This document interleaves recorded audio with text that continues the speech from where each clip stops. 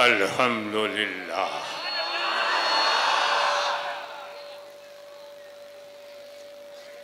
अल्हम्दुलिल्लाहि नहमदुहु व नस्तईनुहु व नस्तगफिरुहु व नुमिनु बिही व नतवक्कलु अलैहि व नऊज़ु बिल्लाहि मिन शुरूरि अनफुसिना व मिन सय्यिआति अमालिना मन यहदिहिल्लाहु फला मुदिल्ल लहु व मन युद्लिलहु फला हादिय लहु व नशहदु अन ला इलाहा इल्लल्लाहु वहदहु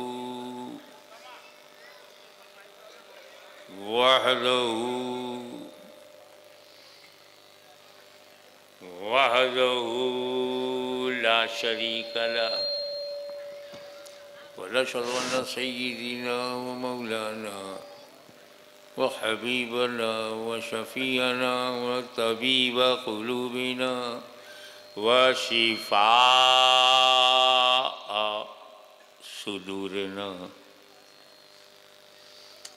व गौसना व मुईनना व कुतुबना व फरीदना व निज़ामना व सिराजना व ग़िलाना व अशरफना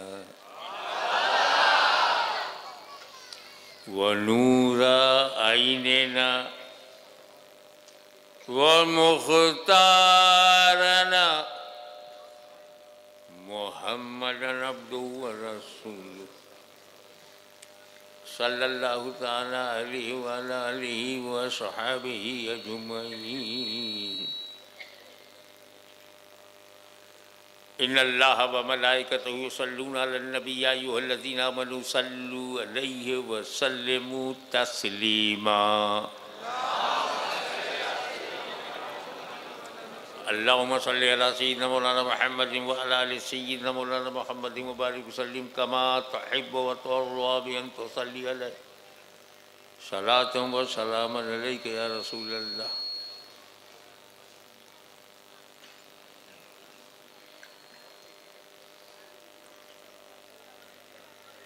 इस आधुनिक ज़माने में, युग में ये जानना बहुत ज़रूरी है कि हमको नबी की क्या ज़रूरत है। What is the importance of prophet in our life? हमारी सोशल लाइफ में क्या महत्व है नबी का।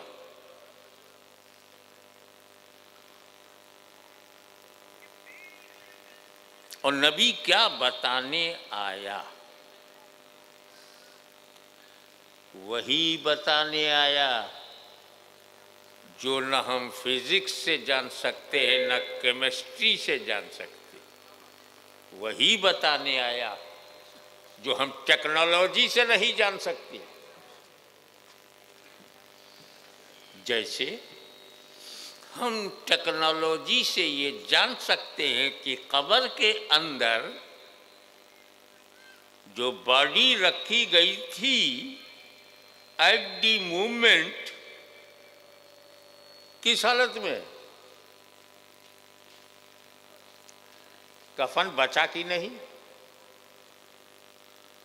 उसके शारीरिक अंग बचे कि नहीं, या हड्डियां हैं सिर्फ, ये हम टेक्नोलॉजी से मालूम कर सकते हैं।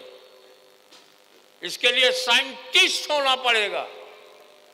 लेकिन किस पर अजाब हो रहा है ये देखने के लिए नबी होना चाहिए।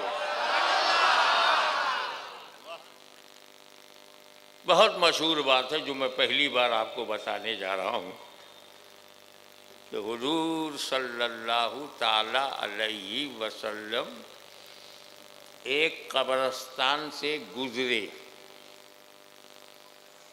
with his beautiful companion सहाबा के साथ हुजूर सल्लल्लाहु अलैहि वसल्लम रुक गए, 2 कब्रों के पास रुक गए। और ये बबूल जानते हो ना, बहुत मुश्किल से सूखता है, इसमें हरियाली ज़्यादा है, और आपके गुजरात में बहुत है। जहाँ जहाँ ऊँट होते हैं वहाँ वहाँ बबूल होते हैं।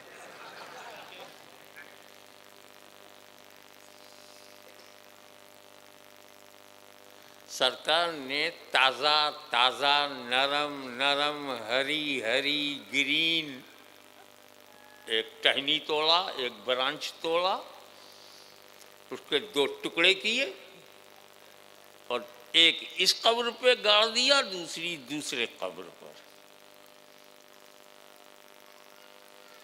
सहाबे कराम पर अल्लाह की रहमत हो, चुप रहते तो भेद न खुलता। पूछा, या रसूल अल्लाह, मामला क्या है? बोले, इन दोनों पे अजाब हो रहा है और बहुत छोटी सी बात पर हो रहा है। कौन सी बात पे? ये दोनों जब जिंदा थे तो इसमें एक ऐसा है जो पेशाब करते वक्त उसकी छींटों से बचता नहीं था, केयरलेस, बर्तन पड़े तो वो गीबत करता था, बैक बाइटिंग। अब मैंने हरी हरी शाख रख दिया तो हर हरी शाख अल्लाह की वंदना,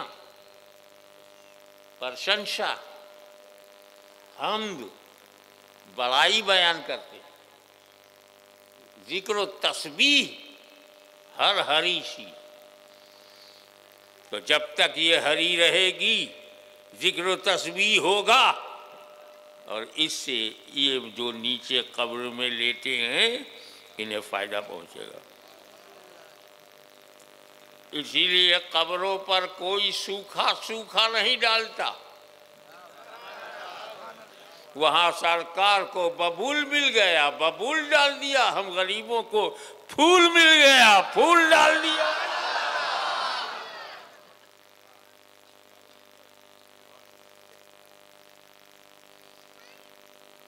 मगर ये वाकया, ये हदीस बयान करके मैं चुप नहीं रहूँगा।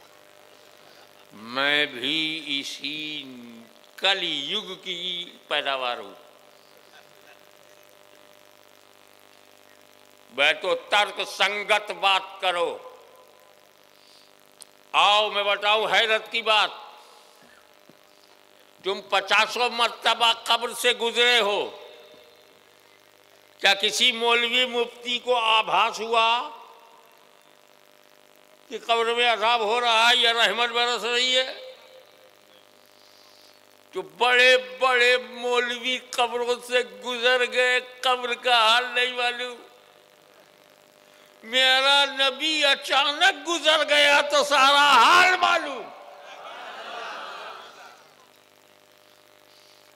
जब बरज़ख, मरने के बाद जो दुनिया है उसे बरज़ख कहते हैं, अनसीन, अदृश्य। जब अदृश्य दुनिया मेरे नबी की दृष्टि से बाहर रही तो ये धरती उनकी नॉलेज से कैसे बाहर होगी? और गहराई में उतरो। पहली हैरत की बात यह है कि अज़ाब हो रहा है, नबी ने देख लिया। कश्फे कुबूर से भी यह हो सकता है।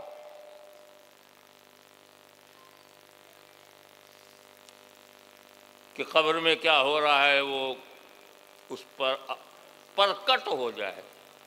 सच्चाई प्रकट हो तो स्वागत है। पत्थर प्रकट होगा तो हम उसको कोई हैसियत नहीं देंगे, वो प्रकट नहीं होता, वो रखा जाता। सच्चाई प्रकट हो जाए, जाहिर हो जाए। मगर ये बताओ, जब अजाब हो रहा था तो वर्तमान है, जब अजाब हो रहा तो वो प्रेजेंट है। जब है रसूल ने देख लिया हो रहा है, हमें देखने वाली चीज तो अजाब थी, मगर मेरे नबी का कमाल देखो, अजाब भी जान लिया, अजाब की वजह भी जान लिया। वजह तो तब थी जब जिंदा था, पेशाब से नहीं बचता था जब जिंदा था, वजह भी जान लिया। तो अजाब देखना गैब, उसके एजाले की सूरत जानना गैब, और जब जिंदा था तब क्या करता था बताना गैब। ये छोटे छोटे गुनाह जब नबी की आंखों से ओझल नहीं होते। Please keep my words, my these sentences, my youngsters, my young boys, keep in the soft corner of your mind, कि जब मेरे नबी की आंखों से छोटे छोटे गुनाह नहीं छुपते तो उन मौलवियों के मोटे मोटे गुनाह कैसे छुपाएंगे।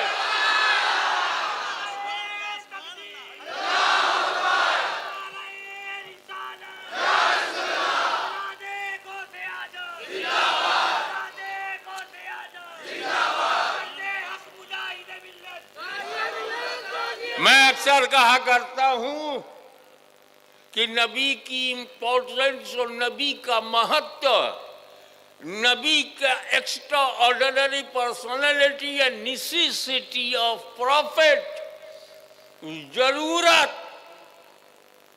ऐसे ही समझ लो गुजरात में बैठे बैठे कि जिसके पास नबी नहीं है, जिस कम्युनिटी में नबी नहीं है, जिस समुदाय में नबी नहीं है, उसको यही नहीं मालूम खुदा कितने। अल्लाह जाने भक्त संख्या में ज्यादा है या भगवान ज्यादा है, क्योंकि नबी नहीं है। जब नबी नहीं है तो अल्लाह गैब, गैबुल गैब, सबसे बड़ा गैब, अल्लाह अदृश्य, असीमित, निराकार, अनंत। अंत कैसे जाने अनंत को, सीमित कैसे जाने असीमित को, आकार कैसे जाने निराकार को, और लिमिटेड कैसे समझे अनलिमिटेड को। अल्लाह तो हिडन है, अल्लाह तो पर्दे में है, छुपा हुआ है, गैब है। अब वही बताए जो गैब ना हो। तो नबी गैब को मनवाने आता है। आपने क्या ईमान में पढ़ा? आमनतु बिल्लाहि व मलाइकतिही व कुतुबिही व रुसुलिही वल यौमिल आखिर। ईमानदारी से बताओ, अल्लाह को देखा है? किस भरोसे पे ईमान लाए? आमनतु बिल्लाह व मलाइका, फरिश्तों को देखा है? वो रसूली, रसूलों को देखा है? मलाइका, रसूल, वो कुतुबिही, किताबें देखी अल्लाह की? यौमिल आखिर, यौम आखिर देखा है? नहीं। तो इतनी बड़ी बड़ी बात को माना क्यों? ये सब तो गैब है। कहा तेरे लिए गैब हो, मगर हमारे नबी आलिम गैब हैं, उन्होंने गैब की बातें बताई। एक और, मैं तो दुनिया के पांचों सातों महाद्वीप में गया हूँ, बड़े बड़े 5, अमेरिका महाद्वीप, यूरोप, अफ्रीका महाद्वीप, एशिया महाद्वीप, ऑस्ट्रेलिया महाद्वीप, और मैं तो वो अमेरिका के लॉस एंजलिस से कोने में है ना, और दुनिया के दूसरे कोने ऑस्ट्रेलिया और न्यूजीलैंड के बाद है फिजी, दोनों जगह गया हूँ।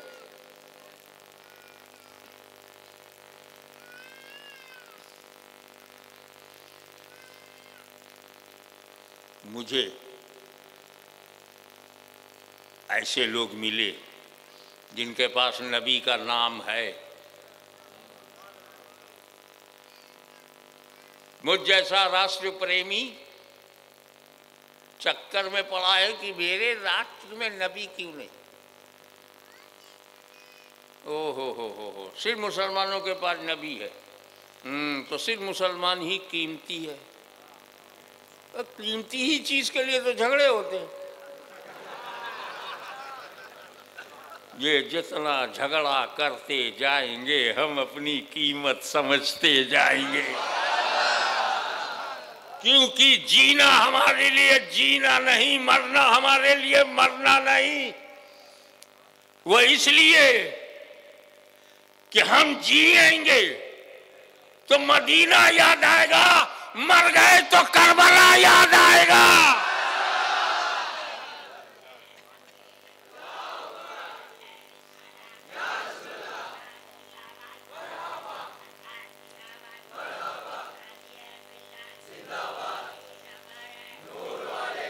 थोड़ा सा और बढ़ा देते तो और रेस्ट मिल जाता है। तुम्हारा जो शेर है बुढ़ा हो गया, लेकिन शेर बुढ़ा भी हो धमक रहती है।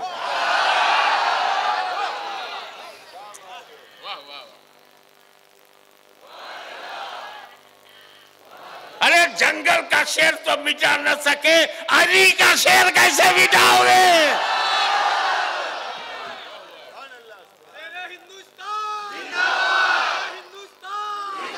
और आगे बढ़िए, थोड़ा सा एकेडमिक है, कुछ अपनी ज्ञान और विज्ञान के अपनी समझ को, अपनी मानसिकता के स्तर को थोड़ा ऊपर लाओ। इसी दुनिया में, इसी धरती पर, इसी नील गगन के नीचे एक समुदाय है जिसके पास नबी का नाम है। अब वो अंग्रेजी में वो नबियों का नाम लेते हैं, हम इब्रानी में, अरबी में लेते हैं, वो इंग्लिश में लेते हैं, फ्रेंच।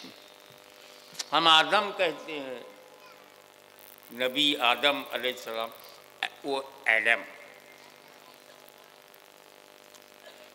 हम यूसुफ कहते हैं, वो जोसेफ कहते हैं। हम इसहाक कहते हैं, वो इसक कहते हैं। हम इब्राहिम कहते हैं, वो अब्राहम कहते हैं। नाम तो है, लेकिन संशोधन कर बैठे, एमेंडमेंट हो गया। अपना बाइबिल का संविधान बचा नहीं, नजर लग गई और ईसा मसीह के पैगाम में परिवर्तन लाए, तब्दीली लाए, चेंजिंग किया और संशोधित बाइबिल हमको दे रहे हैं।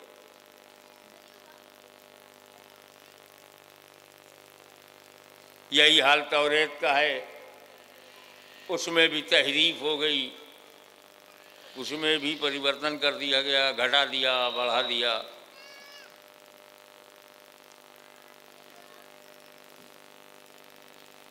घटा दिया, बढ़ा दिया। यही हाल ज़बूर का है। इसको यूरोप वाले कहते हैं old testament and new testament. हम कहते हैं बेटा ओल्ड टेस्टामेंट में क्यों फंस रहे हो? ये हम न्यू टेस्टामेंट मानते हैं। मैंने कहा न्यू टेस्टामेंट में क्यों फंस रहे हो? कुरान तो लेटेस्ट टेस्टामेंट है। अगर खून के लिए लेटेस्ट चाहिए तो दिल के सुकून के लिए भी लेटेस्ट कुरान चाहिए।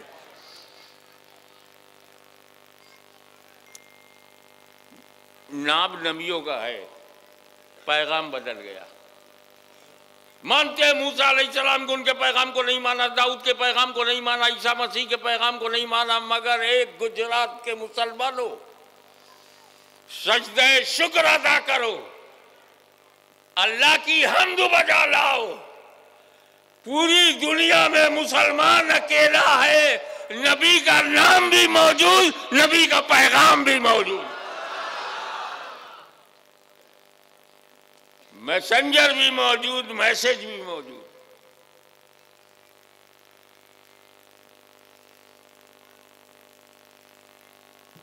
एक बात बताओ कि ये कुरान में जुमला, कलमा, लफ्ज, शब्द, बड़ी बात है यार, एक नुक्ता नहीं बदल पाए, जेर जबर पेश नहीं बदल पाए। हालांकि तौरेत अल्लाह का कलाम है, हम ईमान ना है आमन तो बिल्लाहि व मलाइकतिही व कुतुबिही, तौरेत पर ईमान। कौन सी तौरेत? जो मूसा के हाथ में है। ईमान लाए हम इंजील पर जो ईसा के हाथ में है। वो सब संशोधित, एमेंडेड, और 400 बरस में इंजील। ईसा अलैहिस्सलाम आसमान पर गए, 300-400 साल में चर्च स्टेट वालों ने बदल लिया। 400-500 साल में इंजील बदल गई, 2-3 साल में तौरेत, और 1400 साल गुजर गया, कुरान का एक शब्द कोई बदल ना सका। चाहे कल का यजीद हो या आज का फरीद हो, कुरान नहीं बदलेगा। कुरान नहीं बदलेगा। वजह क्या है? पहली वजह ये है, और बहुत सच्ची वजह है, absolutely correct, without any doubt, I trust in Allah and Quran under the protection of Allah, under the protection of Allah. पहली वजह तो यही सबसे भारी वजह, तो कुरान की हिफाजत को अल्लाह ने अपने जिम्मे करम में ले लिया। I will protect. अब जब खालिक ही बचाए तो मखलूक कैसे मिटाए? सबसे बड़ी वजह। और दूसरी वजह, मौलाना गुलाम सैयद साहब एक दिन बैठे बैठे मेरे मन में आया, और वो आत्मा की आवाज़ थी, आत्मा की बात थी, मन की बात नहीं थी। मन बड़ा चंचल है, पता नहीं कब क्या कर बोले, मगर आत्मा बहुत शुद्ध है। वो अपने परम आत्मा से भी आत्मा का संबंध है। ये रूहानियत है, ये अध्यात्म है, स्पिरिचुअलिटी है, शुद्ध आत्मा है। मन तो बड़ा पापी है, शब भर में बना ली मस्जिद को ईमा की हरारत वालों ने। मन अपना पुराना पापी है, पुराना पापी है, समझो। मन अपना पुराना पापी है।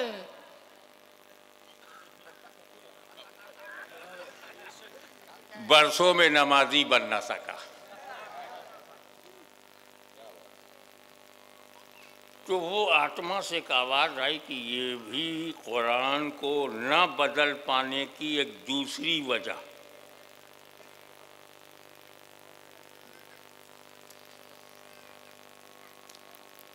जल्दी से बता दूं। एक तो ये कि अल्लाह की सुरक्षा में है, अल्लाह ही इसका रक्षक है, भक्षक क्या करे। और दूसरी वजह ये है कि जब हजरत मूसा ने अपनी कौम को तौरेत दिया, तवज्जो, तौरेत दिया तो सिर्फ तौरेत दिया, रहने दो, सिर्फ तौरेत दिया, अपना अहले बैत नहीं दिया। पकड़ो, मजमून को पकड़ो। जब दाऊद अलैहिस्सलाम ने ज़बूर दिया तो सिर्फ ज़बूर दिया, अहले बैत नहीं दिया। लेकिन जब मुस्तफा ने कुरान दिया तो अहले बैत भी दिया।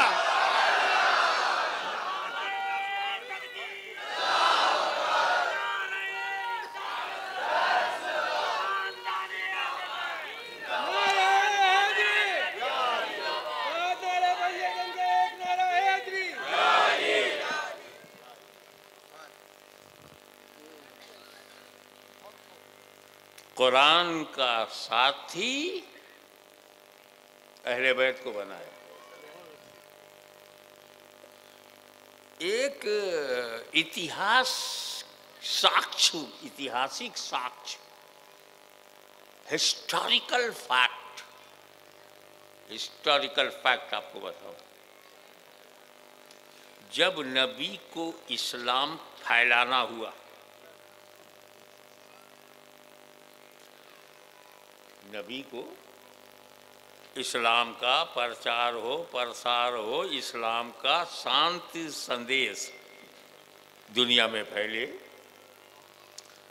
आतंकवादियों के आतंक से मानवता को बचाया जाए, कट्टरपंथियों की कट्टरता से समाज की रक्षा की जाए, संकीर्ण विचारधारा के लोगों में व्यापकता पैदा किया जाए और पशु रूपी मानव को फिर से मानव बनाया जाए और एक स्वच्छ सुंदर समाज का निर्माण हो। सबसे आसान काम है सड़क स्वच्छ हो, सड़क साफ सुथरी हो, अभियान चलाओ। मगर बड़ी बात यह है कि सड़क पर चलने वाले इंसान स्वच्छ हो। तुमने जमीन के जरिए सफाई बताई, इस्लाम ने दीन के जरिए मानवता में सफाई बताई।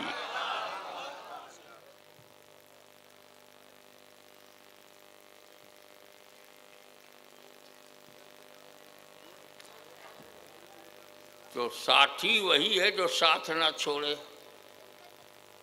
अब चलो जरा अपने परिवार में गौर करें। परिवार में कोई साथी है?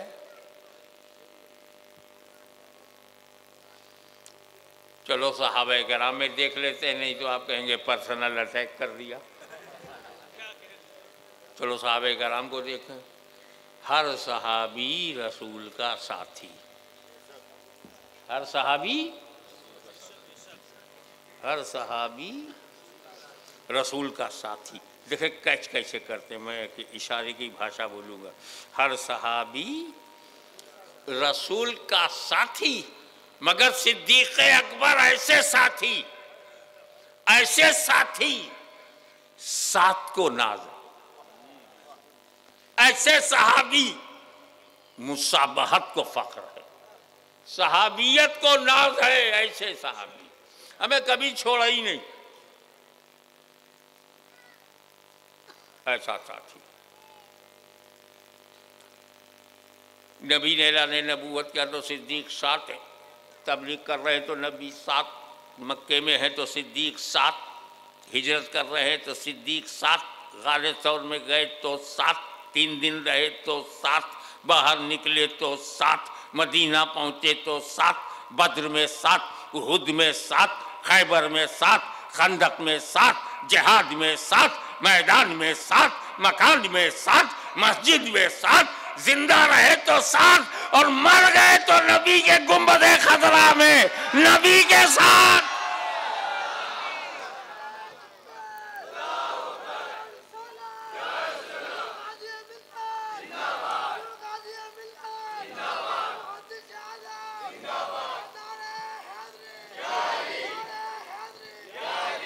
लेकिन सहाबा को नबी ने कुरान का साथी नहीं बनाया। मैचलेस कम्युनिटी, बेमिसाल जमात है सहाबा की, अहले बैत को बनाया। जो मैं बता चुका हूं उसे दोहराऊंगा नहीं, सिर्फ इशारा करके गुजर जाता हूं कि जबरदस्त जमात है सहाबा की, जन्नतियों की जमात, सहाबा की जमात। कुल्लन वादुल्लाहुल हुसना, अल्लाह ने हर सहाबी से वादा किया जन्नत का। आपको उम्मीद में रखा है, सहाबा को यकीन में रखा है। जो फर्क उम्मीद और यकीन में है वही मौलवी और सहाबी में है। सहाबी की तरह तो बने नहीं, वहाबी की तरह बन गए। जुमला आया बोल दिया, वरना ये मेरा मिजाज नहीं है। काफिया बन रहा था, बना दिया। मैं चाहता हूं कि आप इल्मी अंदाज से इस बात को लें।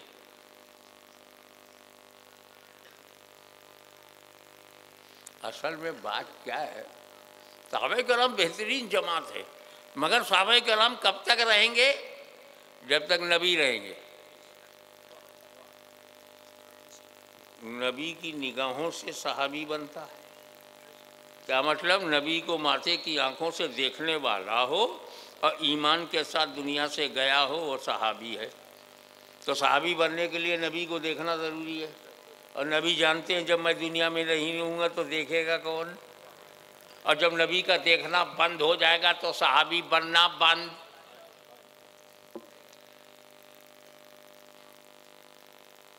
सहाबी बनना बंद हो जाएगा और मेरा आशिक भारत की धरती पर बैठकर बोलेगा मेरी चश्मे आलम से छुप जाने वाले।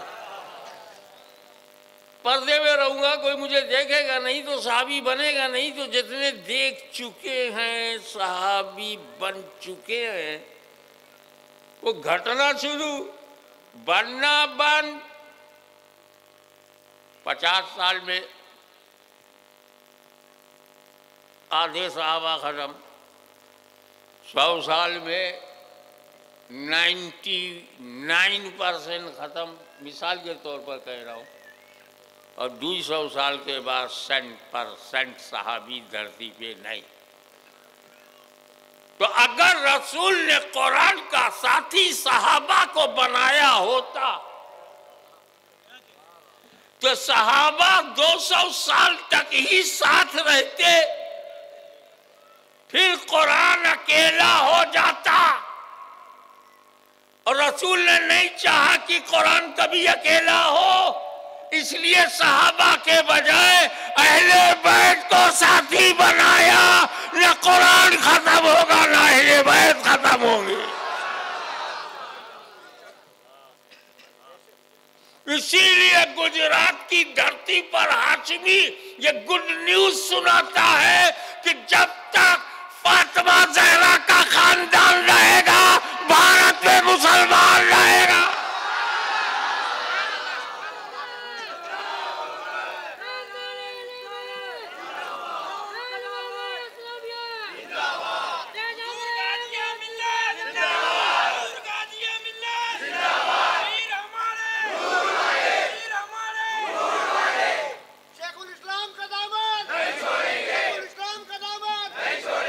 ये वही रसूल का परिवार है, ये अहले बैते रसूल वही है जो हरदम कुरान के साथ रहे। कभी नबी साथ, नबी गए तो अली, अली गए तो हसन, हसन गए तो हुसैन, वो गए तो ज़ैनुल आबिदीन, इमाम मोहम्मद बाकिर, इमाम जाफर सादी, मूसा कासिम। अरे जब इराक में सन्नाटा हो गया तो गौसे आज़म आ गए।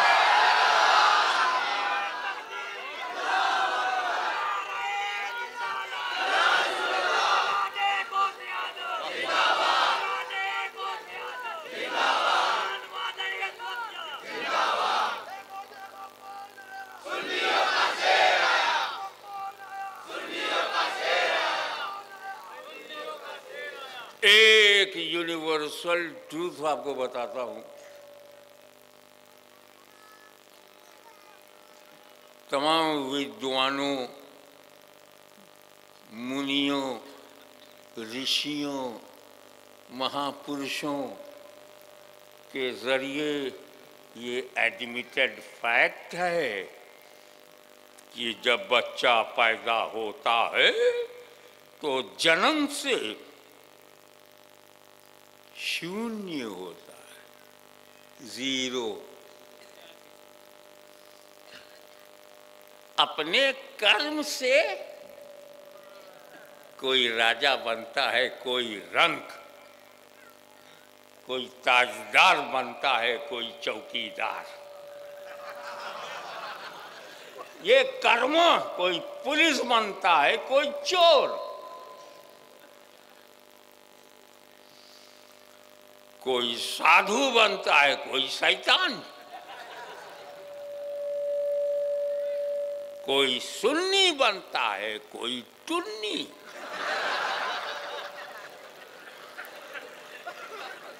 ये सुन्नियत की गलती नहीं है, वो जन्म से ही शून्य।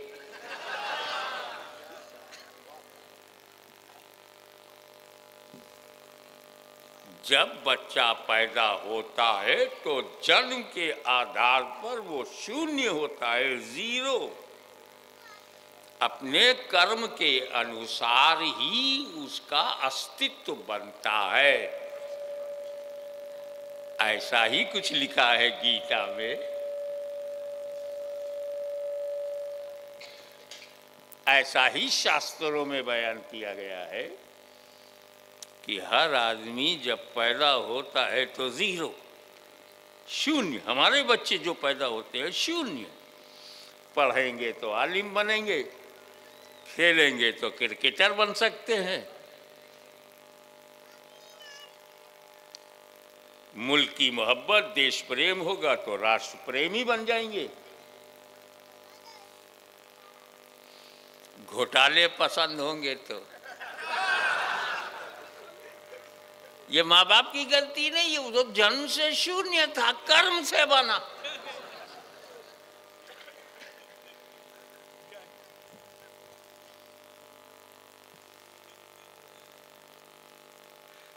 जितने लोगों को जानते हो बताओ, पैदा हुए थे तो क्या थे?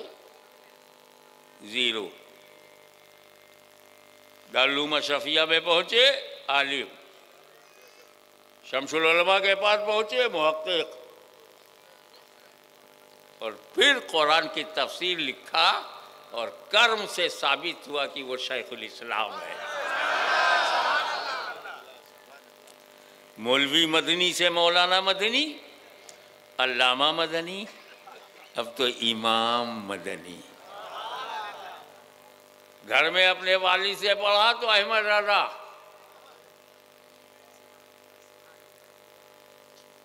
इमामुल मुतकल्लिमीन अल्लामा नकी अली खान ने पढ़ाया तो मुफ्ती, खातिमुल अकाबिर ने तवज्जो डाल दी सैयदना अली रसूल माला रवी रज़ी अल्लाह ताला ने तो आरिफ, गौसे आजम ने कर्म फरमा दिया तो मुजद्दिद। कर्म से बना। यही हाल मेरे बाप का, पैदा हुए शून्य, पढ़ते गए बढ़ते गए और बन गए मुहद्दिसे आजम। पैदा हुए। भारत के महापुरुषों, मुस्लिम समुदाय के बड़े बड़े ठेकेदारों, तुम पैदा होते, तुम्हारे घर में बच्चे पैदा होते, उन्हें यही नहीं पता होता अम्मा कौन। 9 महीना पेट में रहा, बाहर आके भूल गया, इतना जीरो। अम्मा याद नहीं। 6 महीने बाद अम्मा समझ में आई, साल भर के बाद अब्बा, 5 साल में पूरा डब्बा, पूरा परिवार, क्योंकि जीरो था। इसीलिए ऐसे बच्चों के जन्मदिन को मनाना, जीरो को महत्व देना। जब तेरा बच्चा जीरो था तो जश्न कैसा। लेकिन मैं बहियल के जिम्मेदारों को जो ये जलसा करा रहे हैं, उन्हें मुबारकबाद देता हूं कि वो गौसे आजम का जन्म मना रहे हैं। क्योंकि जब मेरा गौस पैदा हुआ तो जीरो नहीं, वलियों का हीरो था।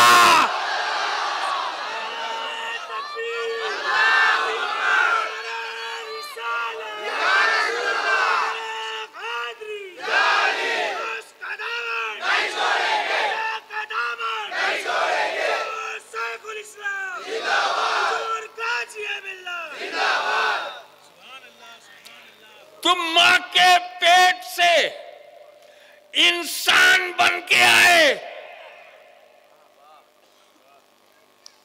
और गौसे आजम पैदा हुए तो पूरी शरीयत लेके आए। जब बचपन में गौसे आजम रोजा रख लें तो 55 में कहां तक चले गए होंगे।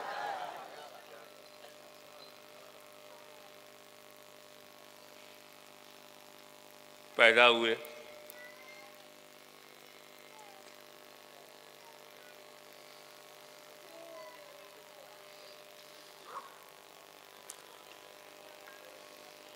कुछ दिनों के बाद रोजा आ गया, रमजान।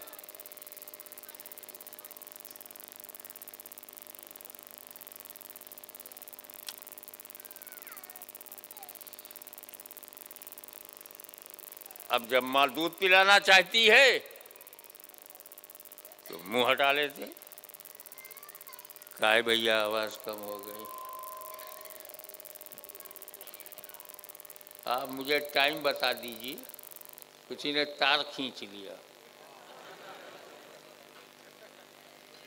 वो कैसा यार जो खींच ले हमारा तार, वारे चौकीदार। हजरात, मुस्कुराकर जब आप रिलैक्स हो गए, yes, concentrate your mind. I would like to invite kind attention of my youngsters. Please concentrate your mind.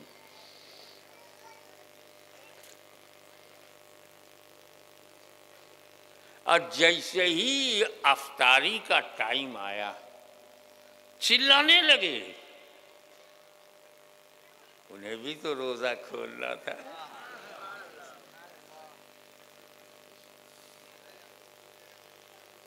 अम्मा चाहे जैसी हो, अपनी औलाद के लिए माँ का जवाब नहीं।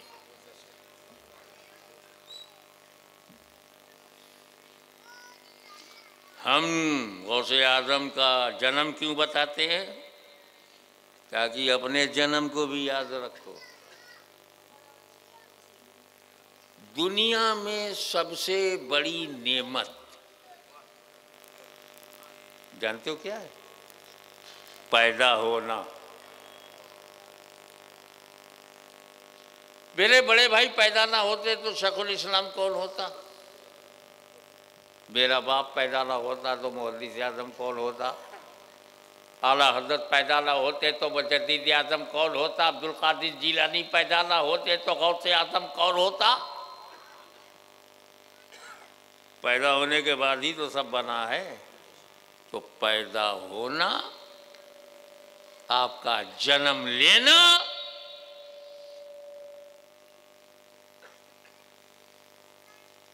अरबी भाषा में आपकी मीलाद, आपकी विलादत,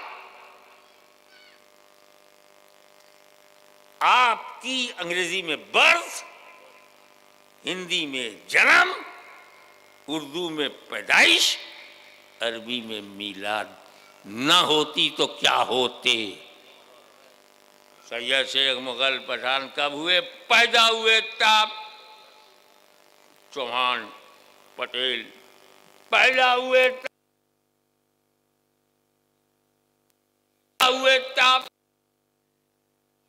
सबसे बड़ी कोई नेमत है? तुम IAS IPS हो जाओ, कब होगे? जब पैदा होगे तब। ब्यूरोक्रेट्स में चले जाओ, पैदा होगे तब।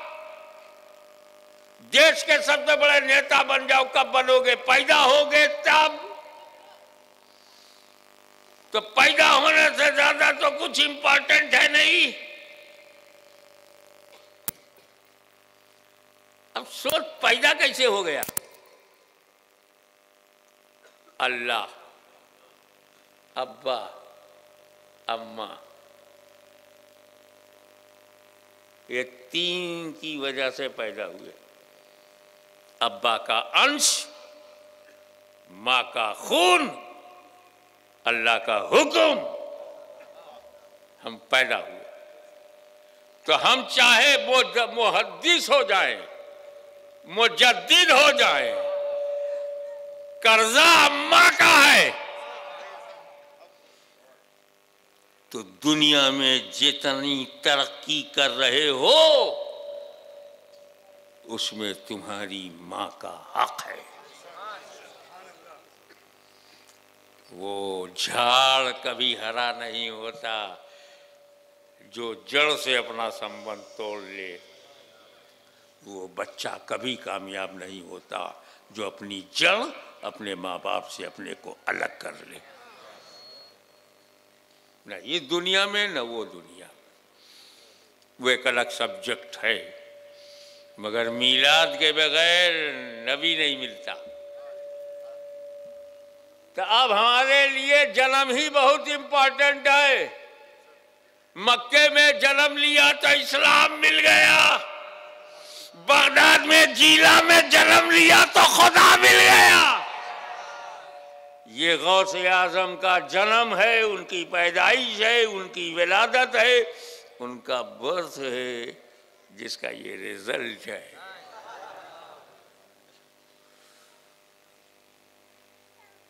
अम्मा बेचैन हो गई, दूध पिलाने लगी, मुतमईन हो गए, अफ्तारी हो गई।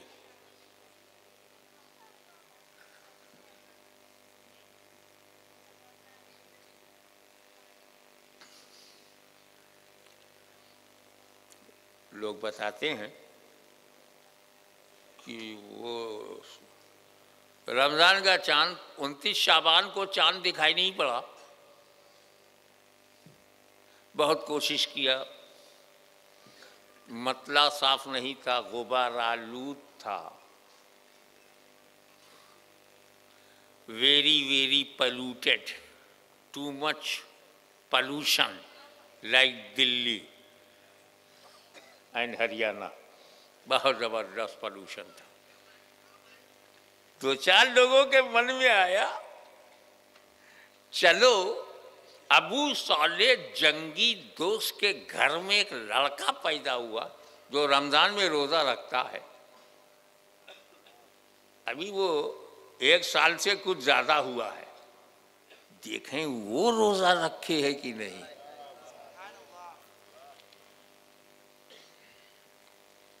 उनकी माँ ने बताया औरतों को, अब्दुल कादिर को मैं बहुत पिला रही हूं, बहुत पिला रही हूं, पीते नहीं है दूध।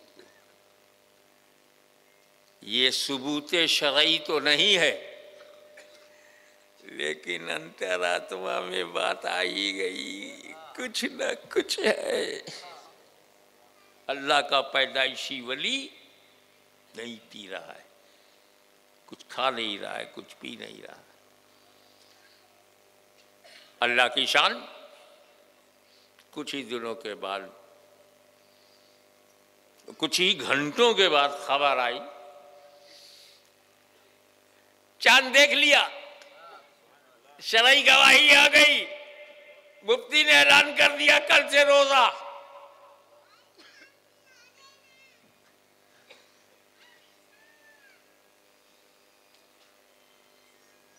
इतना ही वाकया है, पर ठहरो, सोचो, समझो, ये कोई रोजा रखने वाली उम्र है? न कुरान ने रोजे को फर्ज किया है, न रसूल ने रोजे को फर्ज किया है, न शरीयत ने फर्ज किया। भी रखता काहे को?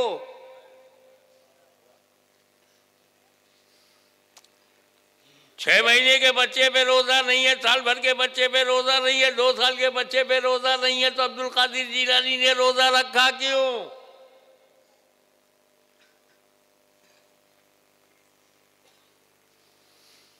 हम लोग कहानियों पर विश्वास नहीं करते जब तक तर्क संगत ना हो। Must be logical, psychological, natural, universal.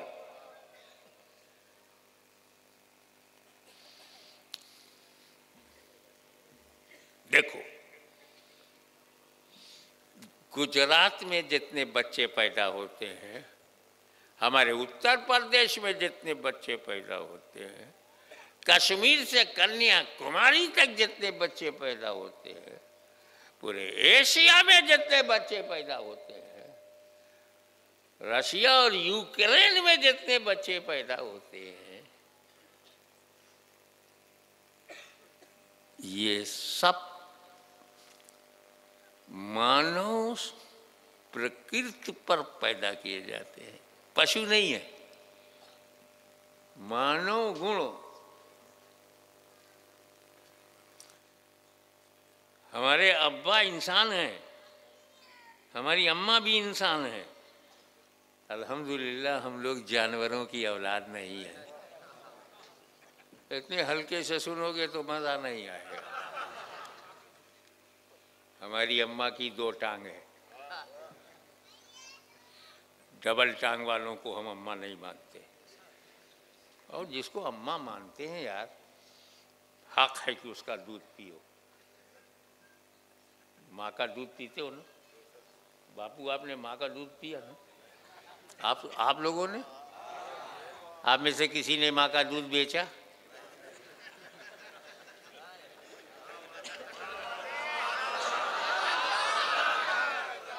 कमाल है, दूध बेचते हो और अम्मा कहते हो। खरी खरी सुनना पड़ेगा, बोलोगे तो सुनना पड़ेगा, क्योंकि मुसलमान अकेला नहीं, अली का खानदान मौजूद है। इसलिए माँ का अदब करो, माँ का एहतराम करो, बाप का अदब करो, बाप का एहतराम करो।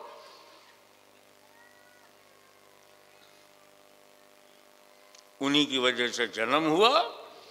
गौसे आजम ने अपने माँ बाप का अदब पूरी उम्र रखा।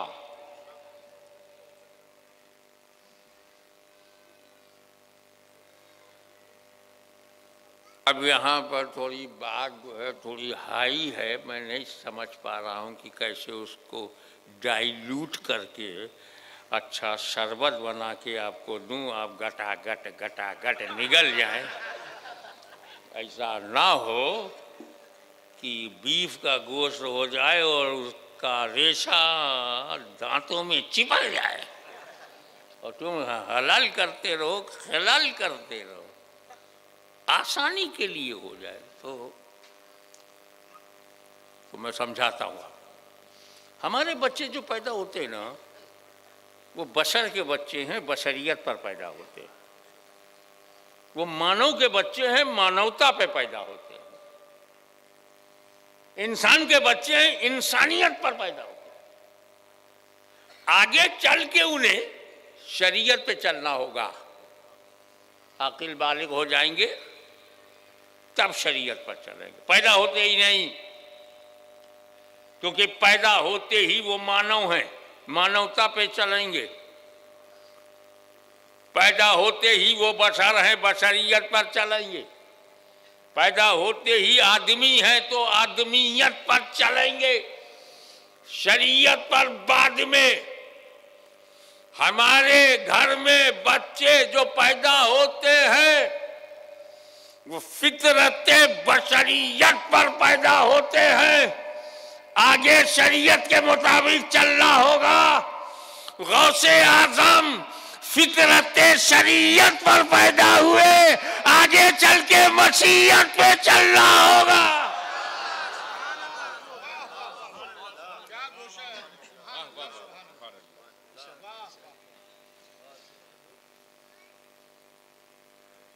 हम जब खाना खाते हैं तो हमसे कहते हैं मुफ्ती साहब शरीयत से पूछ लो इजाजत है कि नहीं,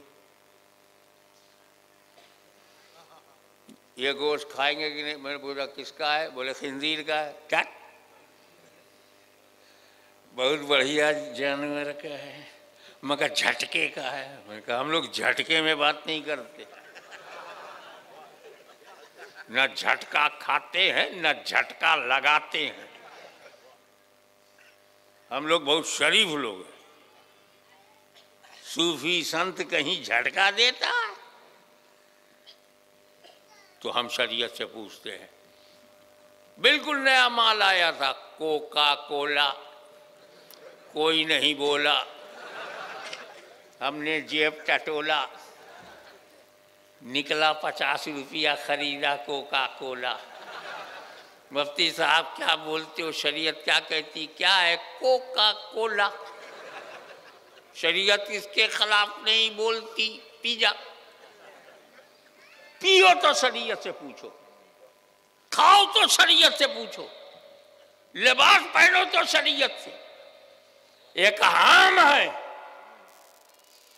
शरीयत पर चलते हैं, वही खाते हैं जो शरीयत ने खाने को कहा, वही पीते हैं जो शरीयत ने पीने को कहा, वही बोलते हैं जो शरीयत ने बोलने को कहा।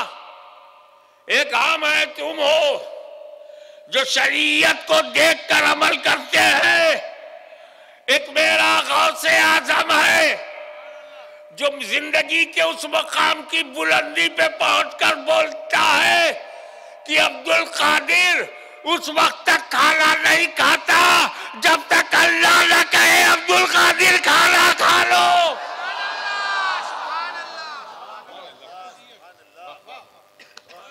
मैं उस वक्त तक पानी नहीं पीता जब तक खुदा न कहे अब्दुल कादिर पानी पी लो। तो हम शरीयत को देख के चलते हैं, गौसे आज़म मशीयत को देख के चलते हैं। जो शरीयत पर चले उसे कादिरी कहते हैं, जो मशीयत पर चले उसे अब्दुल कादिर जीलानी कहते हैं। ऐसा शानदार माल पैदा कैसे हुआ? मेरे भाई, अगर पंजाब का बासमती बिहार में डालोगे तो मोटा हो जाएगा, और बंगाल की जमीन में डालोगे तो मोटा भी होगा, छोटा भी होगा, घर लाते लाते खोटा भी होगा। अबे जमीन भी तो देखनी पड़ती है। अगर गुजरात का कपास गोरखपुर में बो दिया जाए तो गोरखपुर के बजाय लंगूर के लायक भी नहीं होगा। उसके लिए गुजरात की आबो हवा, गुजरात का वायुमंडल, गुजरात का इन्वायरमेंट चाहिए। जमीन अच्छी हो, बीज बढ़िया हो, किसान समझदार हो, फसल शानदार हो।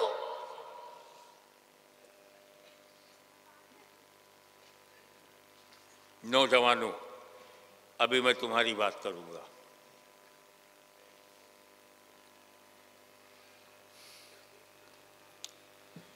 पहले मोबाइल आया तो इनकमिंग आउटगोइंग में लग गए। मॉडल जब डेवलप कर गया तो मैसेजिंग में लग गए। टेक्नोलॉजी और बढ़ गई तो चैटिंग में चले गए। कैरेक्टर जब बर्बाद हो गया तो घर से भाग खड़े हुए।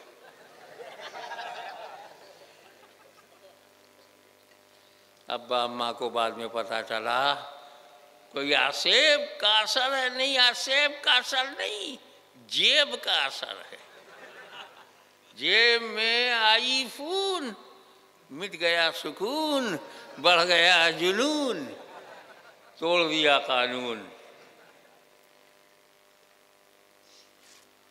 तो भैया जब तू ऐसा है, तेरी असल जब ऐसी है तो नस्ल कैसी होगी?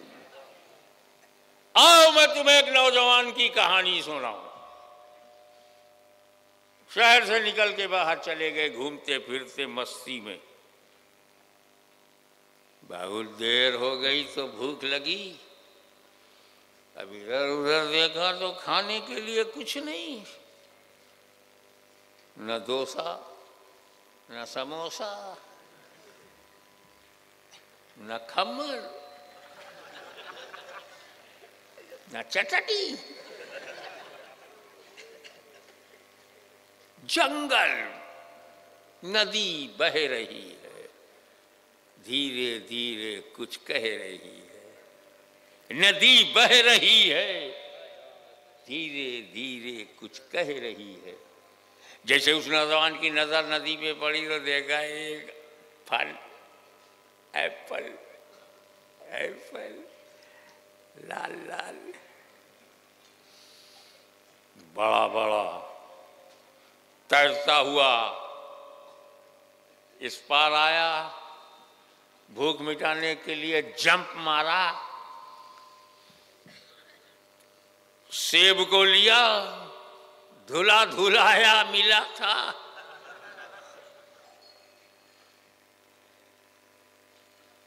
दरिया स्नान करके निकला था। वो तो खुदा का शुक्र है कि दरिया की लहरों में मुसलमानों के इलाके में सेब बह रहा था, लाशें नहीं बह रही थी। नहीं कैच किया, कोई बात नहीं, सुबह तक तो याद आ जाएगा। सेब लिया, खाया। जब सेब खा लिया, पेट की आग शांत हुई तो दिमाग ने काम करना शुरू किया। अरे बगैर पूछे खा गए, न खरीदा था न इजाजत लिया था, तो ये जायज कहाँ है?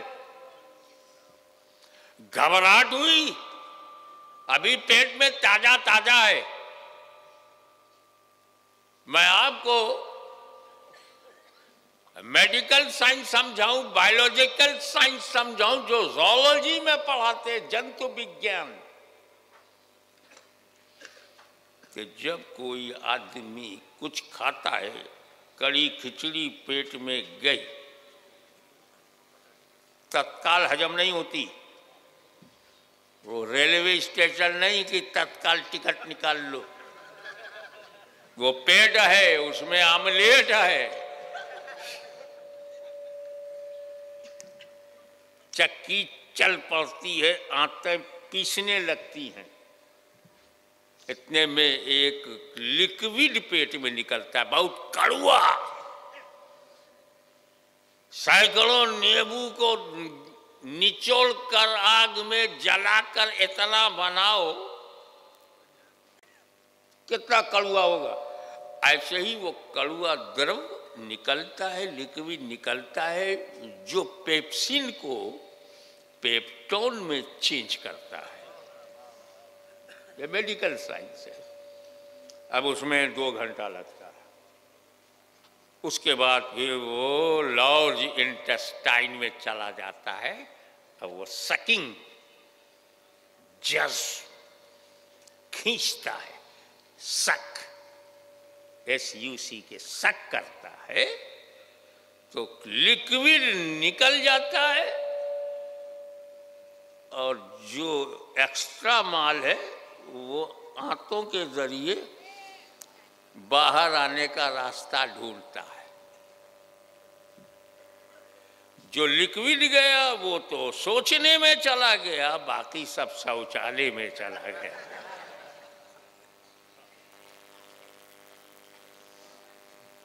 वो लिक्विड गुर्दे के पास पहुंची, किडनी ने उसे रिफॉर्म किया, प्यूरिफाई किया, और जो उसके अंदर माल है, प्रोटीन है, ताकत है, विटामिन है, वो लीवर को भेज दिया, और जो बढ़ गया था उसे यूरिनल में।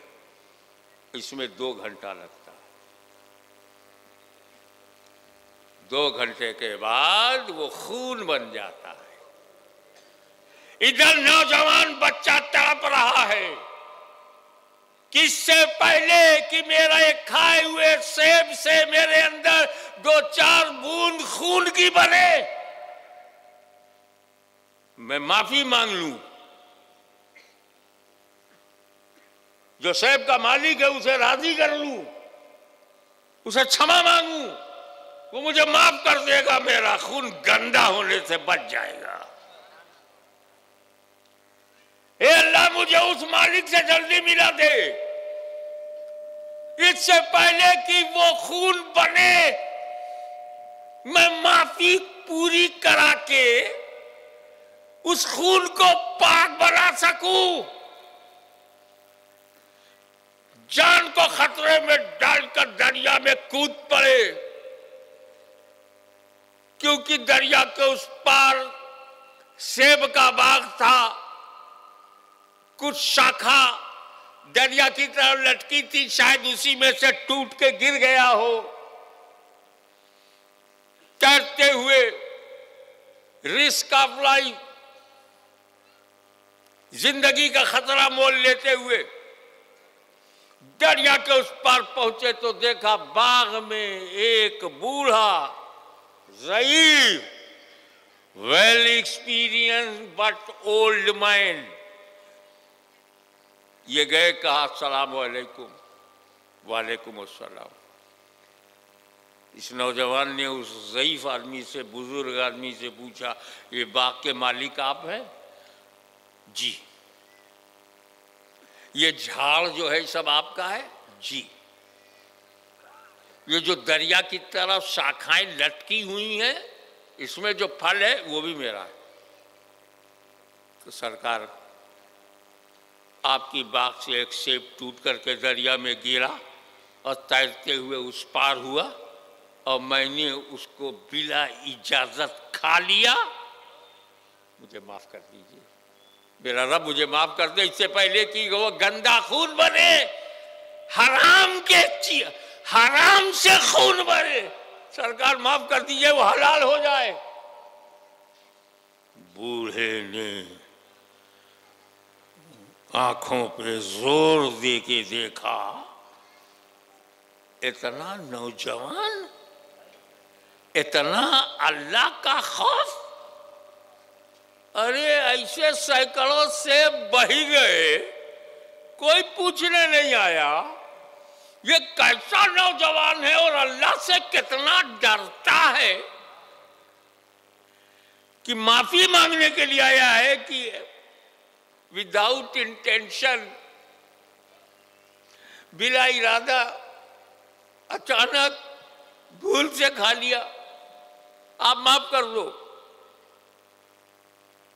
बूढ़े ने तजर्बे की आंख से देखा कि ये लड़का कोई स्पेशल है, इसी उम्र में अल्लाह से इतना डरता है, तो आगे चल के क्या होने वाला है।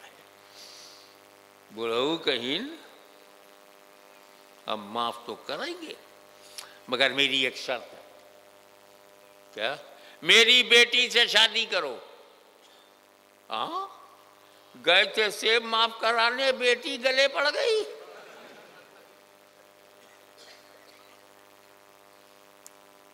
हजरत, आप पहले माफ कर दीजिए, जो नौकरी कहिए करूंगा, जहां कहेंगे झाड़ू पोछा करूंगा, पर आप माफ कर दो। नहीं, बेटी से शादी करो तब माफ करूंगा। बोलना जाओ। वो सेब से बनने वाला खून बनने न पाए कि उससे पहले माफ हो जाए। इस जोश में उस नौजवान ने कहा, ठीक है, मैं आपकी बेटी से शादी कर लूंगा, मगर आप माफ कर दीजिए। वो कहा, पहले सुन लो, बाद में कुछ कहना मत। क्या? मेरी बेटी अंधी है, उससे शादी करना होगा, ब्लाइंड है। और सुनो, लंगड़ी है, अंधी है, बहिरी है, लंगड़ी है, क्या खटाई पर बैठने वाली ये लंगड़ी है या गठरी है? चमकता हुआ चेहरा, वाकई 56 इंच का सीना। डायलॉग नहीं, सच्चाई। मेरी बेटी अंधी है, बहिरी है, आंख से देखती नहीं, कान से कुछ सुनती नहीं, मुंह से बोलती नहीं, गूंगी है, लंगड़ी है, तो क्या बेड पर पड़ी रहती है? उसी से शादी करोगे तो माफ करूंगा। ठहरो, तुम सेहतमंद लड़की से शादी करने में शर्तें लगाते हो, अच्छे चेहरे वाली मेरी बेटी से शादी करने में कंडीशन लगाते हो, ये चाहिए वो चाहिए, ऐसा दो वैसा दो। अरे उस नौजवान से सबक हासिल कर जिसने भूल से सेब खा लिया और माफी के लिए ऐसी लड़की से शादी को तैयार हो गया जो अंधी है, बहरी है, गूंगी है, लंगड़ी। जब किसी नौजवान की छाती में अल्लाह का ऐसा डर होता है तो न वो अंधी देखे न बहरी देखे, वो अपने रब की रजा देखे।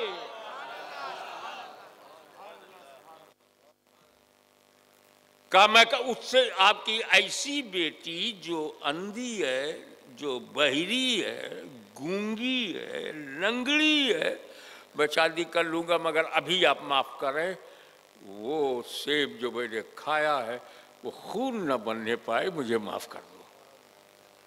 ये खौफे खुदा, ये खशियत इलाही, ये फियर ऑफ अल्लाह, ये अपने मालिक का डर, ये शरीयत का एहतराम, ये कानून की पासदारी, ये मदीने वाले से वफादारी उस नौजवान में कूट कूट कर भरी थी। बोला ओके, मैं आपकी उस बेटी से शादी कर लूंगा, अब माफ कर दो। उनका जाओ, मैंने माफ किया, मेरा खुदा माफ करे, चल निकाह होगा। निकाह हो गया।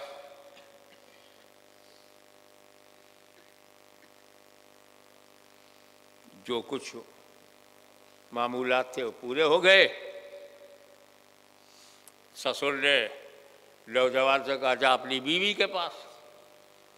अब इनको तो पता था मेरी बीवी अंधी है, बहरी है, गूंगी है, न देखती है न सुनती है, पर सुन्नत है कमरे में जाओ तो सलाम करो। जैसे ही वो नौजवान कमरे में गया, अस्सलामु अलैकुम, तो लड़की ने जवाब दिया वालेकुम अस्सलाम। अब तो ये इनके पैर के नीचे जमीन सरक गई, ये भी तो बहरी नहीं है। अरे आंख देखो, जिस पर हजारों नरगिस फिदा हो जाए ऐसी आंख। जरा इसके रुखसार तो देखो, लगता है जन्नत की बहारों ने चेहरे में पनाह ले लिया हो। इस बेटी के चेहरे का नूर तो देखो, जैसे हजारों कहकशा सिमट करके रुखसार पर में अपनी जगह बना लिया हो। ऐसा हुस्न, ऐसी ब्यूटी, ऐसी सुंदरता, उनके पैर के नीचे से जमीन निकल गई। भाग भाग, कमरे से भाग। अनजाने में सेब खाया तो लंगड़ी लूली मिली।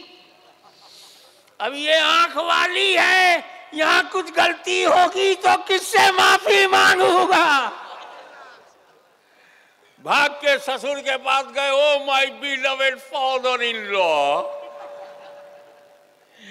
आप कह रहे थे कि मेरी बेटी अंधी है, बहरी है, गूंगी है, वहां कोई और लड़की बैठाल दी आपने, निकाह किसी और से,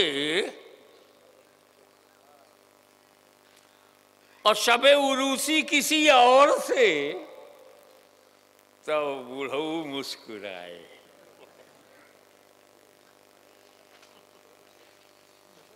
क्या बेटा, इसी से तेरा निकाह हुआ, वही तेरी बीवी है। She is your wife, my daughter, your wife. सुन, मैंने अपनी बेटी को अंधी, बहिरी, गूंगी, लंगड़ी इसलिए कहा था कि पैदाइश से लेकर जवानी तक इसने हराम देखा ही नहीं। अंधी है, हराम सुना ही नहीं। बहरी है, हराम बोली नहीं। गूंगी है और हराम के लिए कदम उठाया नहीं। लंगड़ी है। तो ये मेरी बेटी एक ऐसी औरत है कि जवानी तक हराम देखा नहीं, हराम सुना नहीं, हराम बोली नहीं, हराम की तरफ कदम उठाया नहीं। ऐसी पाक साफ पवित्र औरत है। तो गुजरात वालों, जब उस नौजवान जैसा अल्लाह से डरने वाला कि सेब को माफ कराने में अंधी लंगड़ी से शादी करने को तैयार, जब ऐसा डरने वाला मर्द और ऐसी पाक औरत जब इकट्ठा होते हैं, तब गौसे आजम का जन्म होता है।